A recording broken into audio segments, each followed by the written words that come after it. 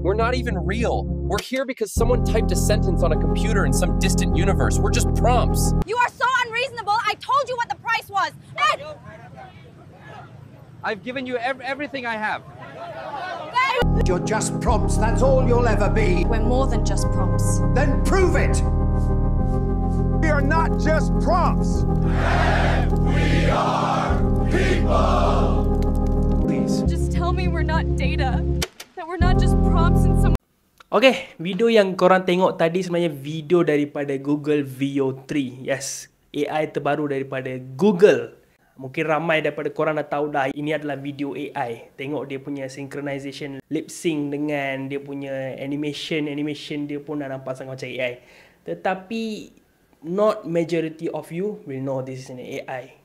Okay, kalau kita tengok ada juga yang terpedaya dengan video ini, nampak ini sebagai video yang real lah. Tetapi the truth is, this is an AI video made by Google Veo 3. AI yang terbaru dirilis oleh Google.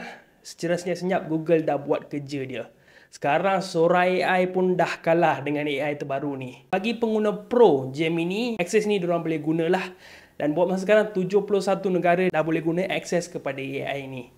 Yang special dekat AI ni, macam yang korang tengok dalam video tadi tu, boleh ada lip synchronization dengan real audio. Dan juga video dia dengan prompt dia lagi berkesan daripada AI prompter yang lain. Memang menjadi-jadi guys. Mungkin lepas ni tak ada lagi dah tahap orang terpedaya dengan haiwan-haiwan yang menakjubkan yang terdapat dekat dalam TikTok. Tetapi akan ada lagi video-video macam ni.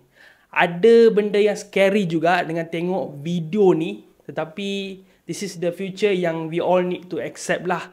Dan as a matter of fact, this is really scary. Apa pendapat korang? Komen dekat bawah dan jangan lupa follow saya, Octoman Fazil.